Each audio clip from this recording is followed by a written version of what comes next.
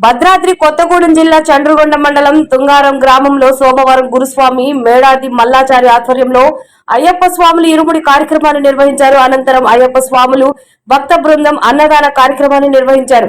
ఈ అన్నదానానికి భక్తులు ప్రజలు భారీ ఎత్తున అన్నదానం స్వీకరించారు. తదనంతరం శబరిమలకు బయలుదేరి వెళ్లారు.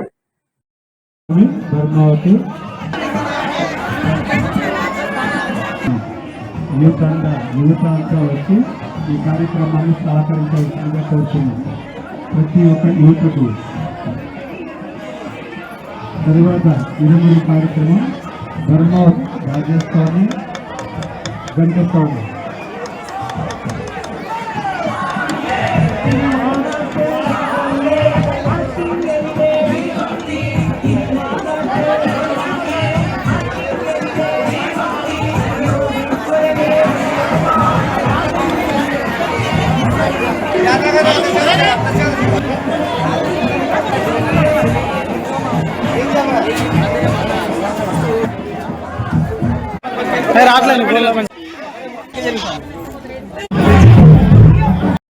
తర్వాత ఇరుముడి కార్యక్రమం